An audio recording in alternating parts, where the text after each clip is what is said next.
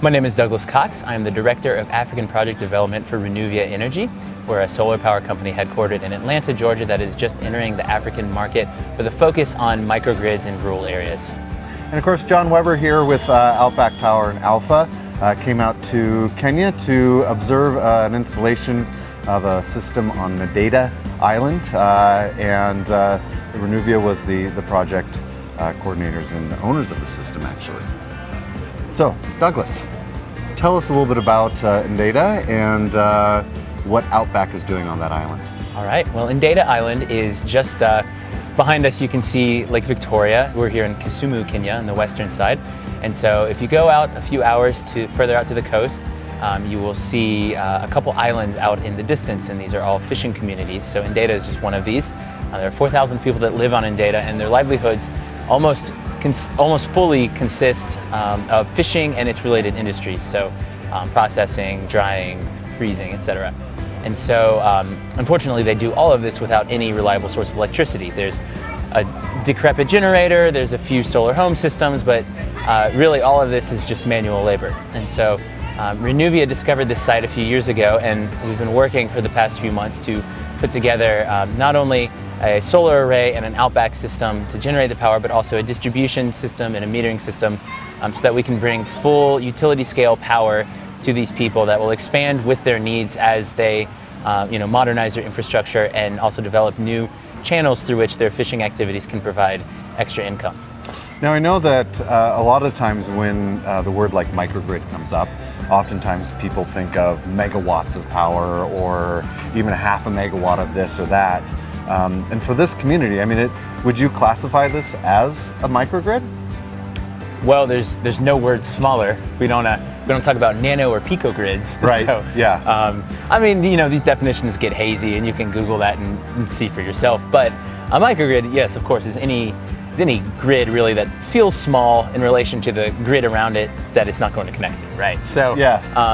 So this is actually currently a 10 kilowatt PV array with a single 7 kilowatt Radiant, the Outback battery inverter. And so it's very micro, I guess you could say.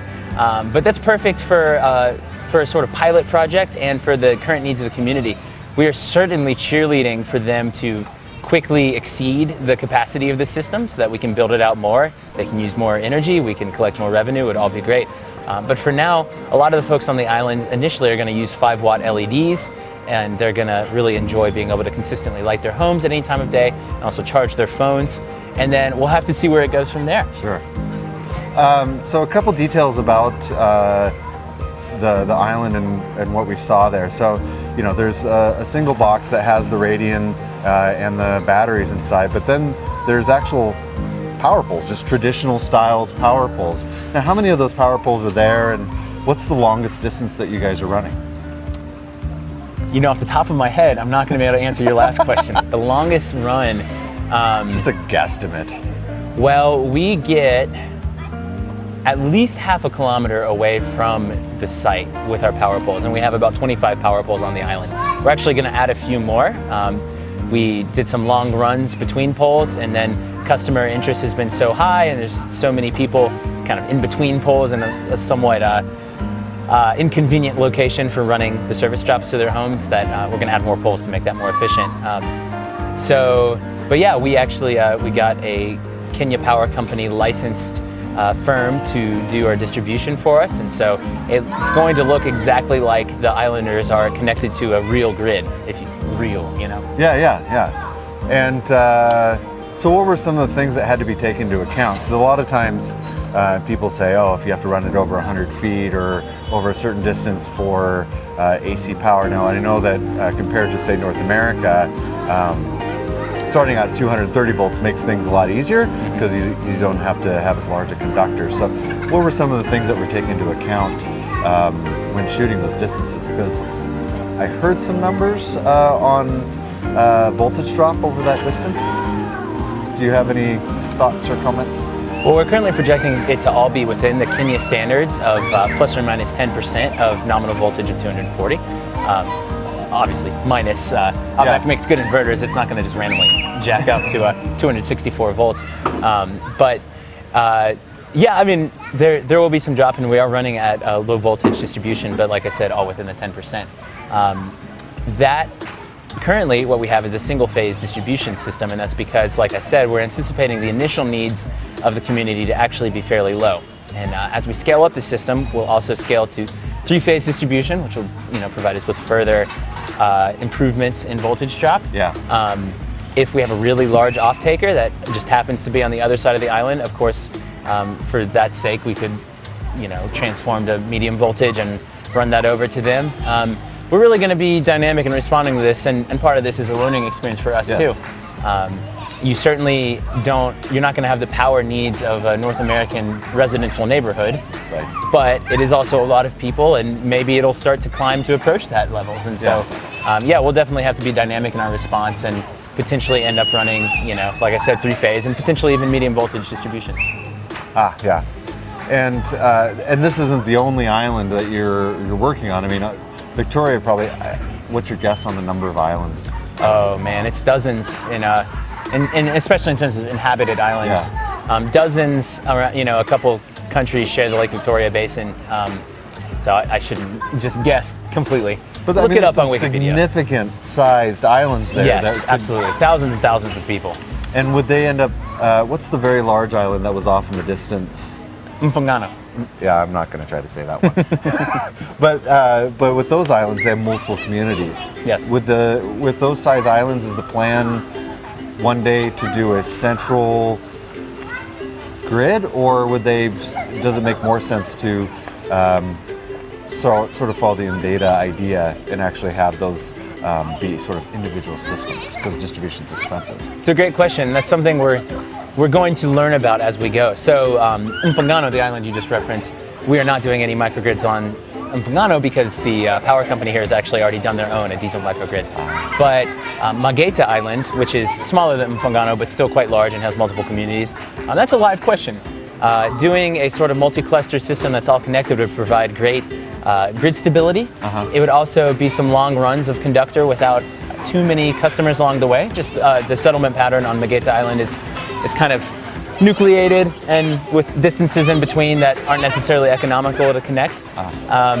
But we'll see, I mean, part of discovering this is discovering, given the opportunity, how much power will people consume, and which people, the people that live on the outskirts of town, of course, deserve, the benefits of clean and reliable electricity as much as the people in town. And so we'll figure that out. Anyone that will use electricity, we are certainly interested in connecting. And so we may end up doing a more widely connected grid. And in fact, on Magaita specifically, we are already going to transform that up to medium voltage because of the location of our solar panels versus the location of the nearest town. It's far enough already. So we'll see. All I have to say, we'll see. So with the metering, and tell me if it makes sense to talk about this or if it's a little proprietary.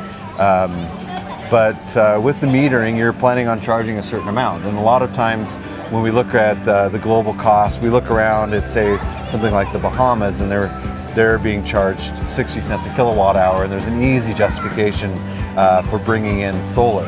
Now, this island's never had power. Can you comment or talk about sort of the initial pricing and that nobody's balking at it? Yeah, well, so the initial pricing is even higher than that, right?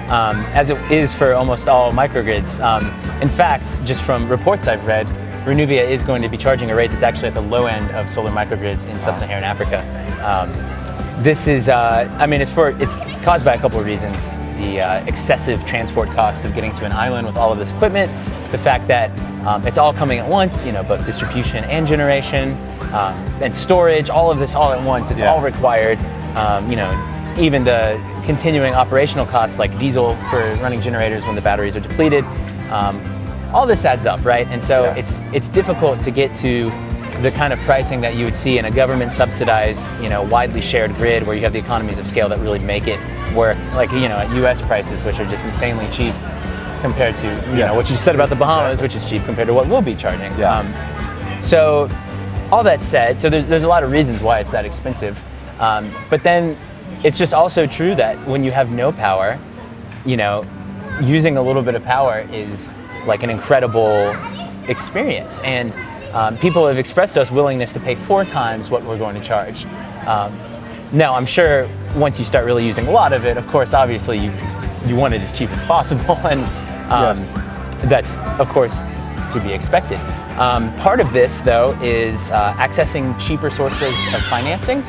As Renuvia shows that we are really committed to this region and that we are going to be successful in bringing in revenue from our customers in sub-Saharan Africa, we are expecting to be able to receive lower rates for loans and for equity in these deals, in these microgrids, and then we're hopeful that electricity can get even cheaper. And of course, every day the price of panels, the price of batteries, this all goes lower. And so we're looking forward to achieving something closer towards parity with grid prices, even as it may never happen all the way. Yeah.